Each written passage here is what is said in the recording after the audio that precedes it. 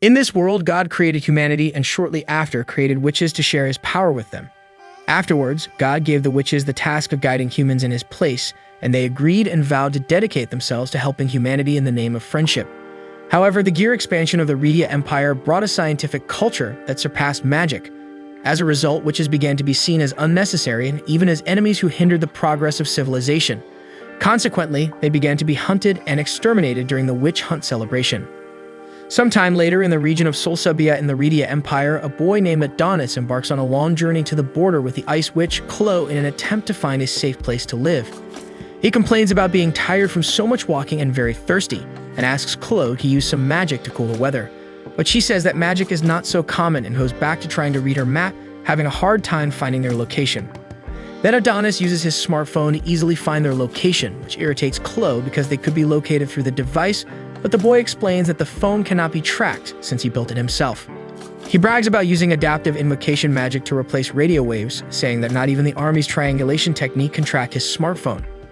Furthermore, he mentions that the phone doesn't need a battery, mocking Clo for still using a paper map in modern times, which makes her quite angry. After getting scolded for being too proud, Adonis questions why they have to flee, and Clo explains that unfortunately, she's a witch in a time when the world no longer accepts them. The current situation forces all witches to lead a life of struggle, either living hidden among the crowd or in remote places away from the city. She tries to lighten the moment by saying that now the witches are living a life more similar to ninjas, but Adonis remains serious, and they continue their journey in search of a place that is more tolerant of witches so they can finally have a peaceful and happy life. She jokes that it should be a place with a school for Adonis to study and find a girlfriend, but the boy says he prefers to continue being her apprentice, which makes Clo very happy with his response. This makes Adonis reflect on how Clo remained so cheerful and happy in a world that was persecuting her for no reason, thinking that they could eradicate humans with magic for his sake.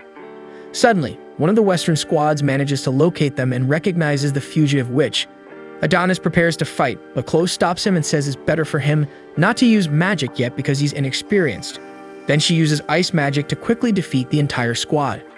In the Redia Empire, a man informs Emperor Goth that Clo has escaped. He explains that she is a high-level witch who uses ice magic, and that a single squad couldn't have stopped her. However, the man is reprimanded for his attitude, as his words are considered an affront to the Emperor, who vows to capture Clo. Back to Clo, after freezing the entire squad, Clo decides to continue their journey, but Adonis questions why she never allows him to use his magic to fight. She reiterates that he is still inexperienced in magic, but he demonstrates his power, saying that an apprentice of hers can't be inexperienced. Clo tries to avoid the subject, but Adonis insists on continuing the conversation, asking if it's because he's a human. He asks Clo she doesn't want him to fight so he won't go against his own kind, and makes it clear that he can't stand not being able to protect her because his feelings for her are very strong.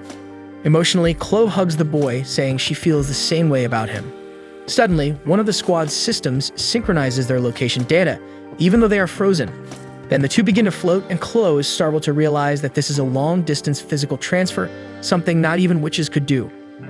And so after they hold hands, they are transferred through satellites that calculate the coordinates of where they should go. Meanwhile, Emperor Goth delivers a speech to his people, stating that he is speaking not as an emperor, but as a human, just like all of them. He says that humans have always been protected by magic, depending on witches whenever a plague or natural disaster occurred, and they expressed gratitude to them with reverence and fear, because magic was above human powers. Goth continues his speech, asking if humanity is so weak that they bow to the whims of witches, begging for help. He answers that times have changed now, thanks to the technological advancements the Empire has acquired, such as airplanes, railways, and the smartphones everyone has in their hands. He says that thanks to these new technologies, humanity can shape the world and protect themselves with their own strength, without the need for any strange magic. To show the world that they are the ones with power, humans must eradicate witches and exalt humanity. The Emperor's speech makes his people cheer, and Clo and Adonis are transported there as Gothi had planned. As soon as they arrive, the two are surprised by the behavior of the crowd when they see them. Quickly, Adonis asks Clo to run away while he tries to buy time, but the police arrest him before he can cast a spell. With the boy's action, Emperor Goth understands that Adonis is a human raised by the witch.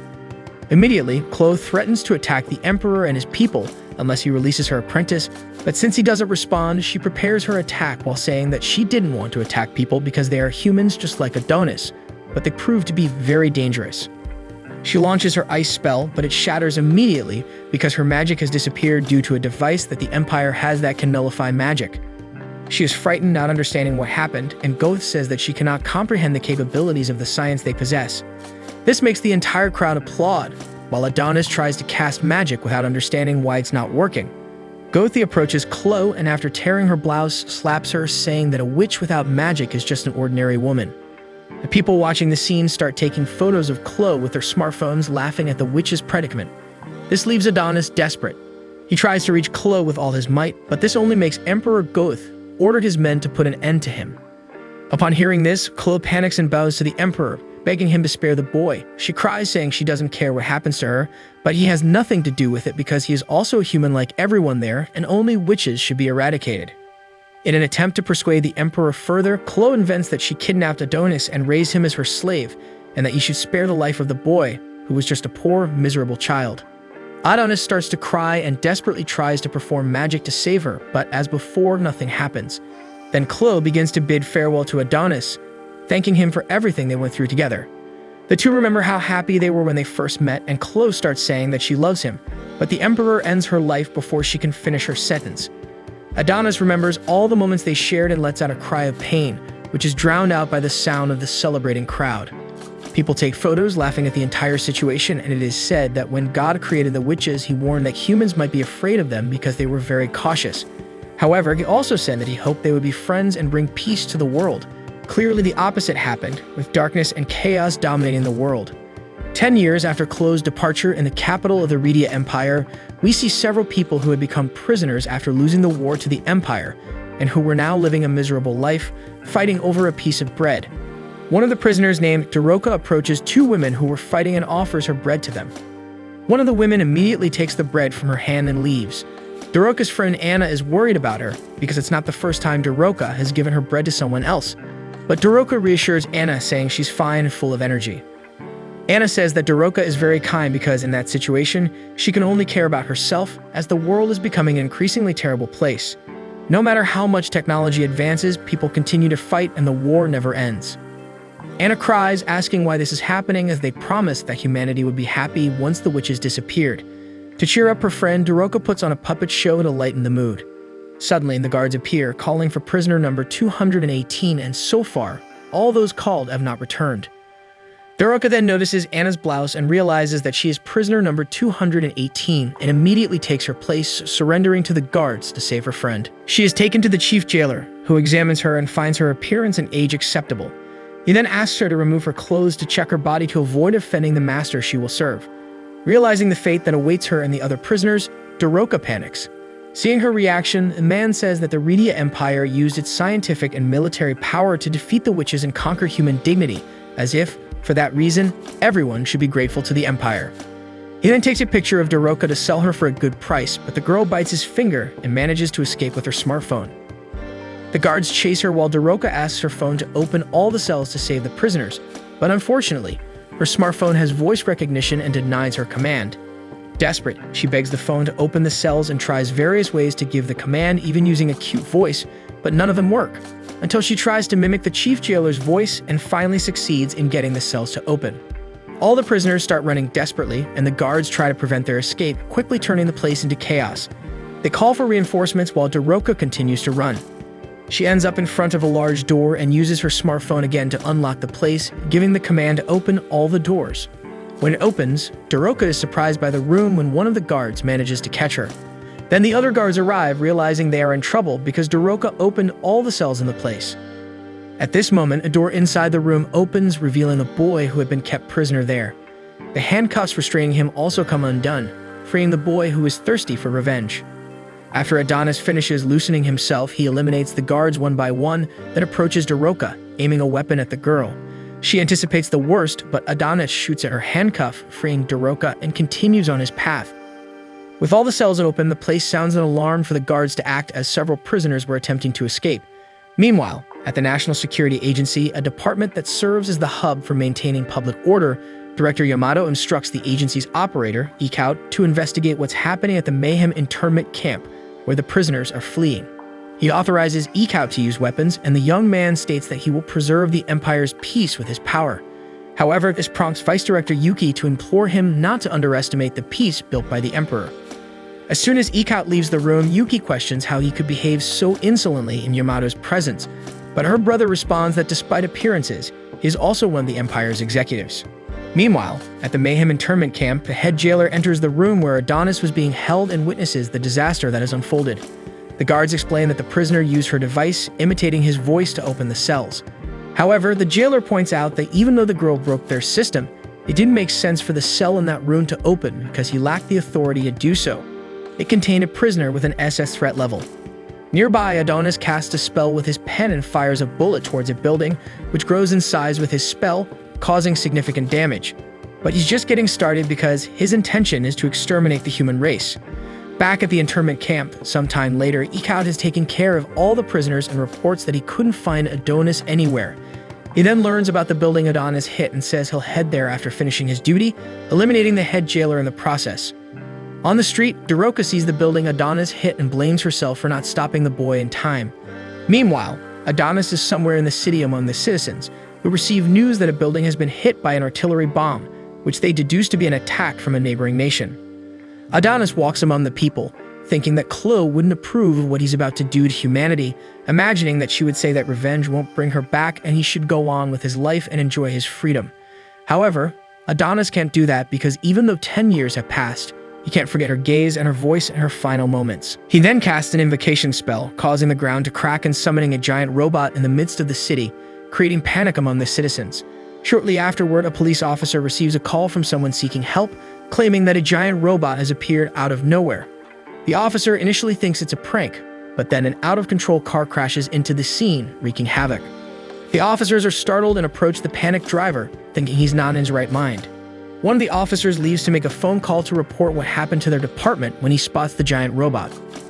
The robot moves through the city, demolishing buildings and injuring civilians in the process, but Adonis' ultimate goal is to reach Emperor Goth, who eliminated Chloe. At the National Security Agency, everyone is preparing to deal with the robot. Director Yamato asks if anyone has informed the Emperor, but he's not in good health, so he can't be reached. As a result, Yamato uses his authority to declare a state of emergency, prioritizing Defensive Line 4. Additionally, he requests all available aerial fire support and armored soldiers. Director Yamato gazes at the giant from a distance, pondering how it can move on its own. At this moment, his sister Yuki is informed that prisoner Adonis and the writing pen have disappeared from the internment camp. They both realize that the robot is being controlled by magic, which makes more sense than being an attack from a neighboring nation. Yamato inquires about the whereabouts of the magic hiding device, but it's stored in the underground and they're unsure if it still works as it hasn't been used in 10 years. Therefore, Yamato instructs Yuki to figure it out, emphasizing its national significance. Adonis continues walking with his robot, causing destruction and panic wherever he goes. Finally, Defensive Line 4 arrives and prepares to open fire. However, their shots repeatedly miss, hitting buildings in the city until they realize the bullets aren't flying in a straight line due to Adonis' magic. The boy destroys a very large building, reaching the Defensive Line 4. He had spent the last 10 years of his life imprisoned, with all the time in the world to devise his revenge plan so he could find the best way to devastate a nation. But because Adonis is still human, he needed his writing feather to cast magic through the invocation of words, which was a rather difficult method to obtain. However, he managed to master it thanks to the exceptional training he received from his teacher. And precisely because of his affection for Chloe, Adonis could no longer see humans as his kind or even differentiate between those who were there 10 years ago, when they did the cowardly act to Chloe, and those who had nothing to do with it, because for him, everyone living in that country, reaping the benefits of that cruelty, was equally guilty. Thinking in this manner, Adonis performs a new spell with his feather, summoning a bullet of sound, which he uses to exterminate the civilians who were trying to escape the area, creating a massacre. But despite carrying out the vengeance he had desired for years, Adonis doesn't feel happy about it, crying without understanding why it wasn't making him feel better. Meanwhile, Ikaut manages to locate Adonis' position, informs his director that the sorcerer was in the palm of the giant's hand. So Director Yamato informs his entire team, and thus, the Air Forces open fire on Adonis, causing the boy to fall. They continue the attack, causing a massive explosion, leaving people even more terrified because they hadn't finished evacuating the area and they were already bombing everything. A little boy who had just lost his mother sees a building falling in his direction.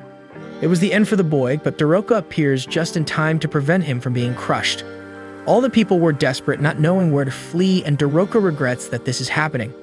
She asks an elderly woman to take care of the child and run as far away as possible. The woman asks if Doroka isn't going to run as well, but Doroka replies that she will stop the boy who is causing this attack. Meanwhile, Adonis was lying on the ground, feeling out of shape, while the army descended from helicopters to continue the attack. Inside the imperial castle, Emperor Goth was in bed and asked what was happening to his empire, as he could hear the noises from outside. His queen tries to keep him calm and says that the Redia Empire will be fine because they had a good emperor who ensured its strength.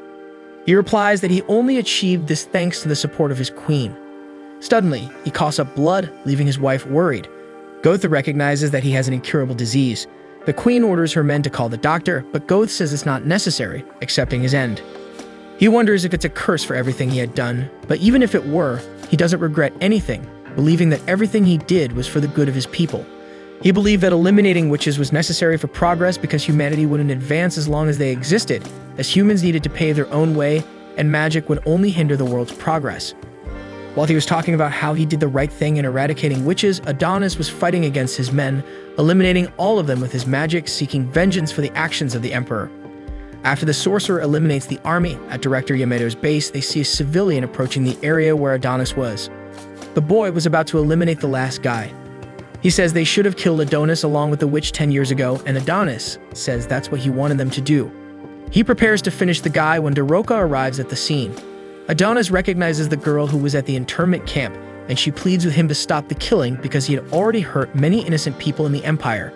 This angers Adonis even more. He ends the guy with his bare hands, finding it amusing that she thinks they are innocent. Adonis approaches her, saying he should have thought more rationally before because he let her escape as a prisoner, forgetting that all humans, without exception, were his enemies and needed to be eliminated. Doroka then mentions that Chloe wouldn't want him to do this, but upon hearing her name, Adonis becomes even more revolted with humanity. He asks why she was there trying to talk to him, wondering if it was a distraction for the next battalion to arrive because humans always played dirty, just like they did on the day she left after all. None of what happened to Chloe would have happened if they hadn't used cheap tricks. But Doroka insists on talking about Chloe, saying she was the greatest witch in the world and gave Adonis his name. The girl then reveals that she knew this because she too was a witch. Adonis is surprised and ends up releasing Doroka. She starts to introduce herself, but he grabs her again, thinking it must be another human trick, as all the witches have been eradicated from the world. Doroka insists that she is a witch and explains that they survived the witch hunts. Adonis then asks why they didn't save Chloe, allowing a fellow witch to leave in that way. Doroka says that all the witches are very sorry for what happened, but they were so desperate to escape that they couldn't stop it. Adonis says that apologizing won't bring her back, but Doroka reveals that, in reality, they want to bring Chloe back with magic. He still sees the conversation as a lie, but Doroka explains that she infiltrated the Redia Empire to free Adonis because to revive Chloe, the witches will need him and his memories of her. He summons a sword and says he will end her, just as he will end anyone who speaks of Chloe. Doroka then gives up trying to explain and says that he can do whatever he wants if it satisfies him. She smiles, saying she's glad to have met him, and her smile makes Adonis remember Chloe. He starts to cry and asks if the witches can really bring Chloe back, and Doroka says yes, making it clear that now Adonis is no longer alone. She reaches out her hand to him, but before he can hold it, Ekaut shoots, hitting the girl directly, leaving Adonis incredulous, while the shooter regrets not taking them both out in one go.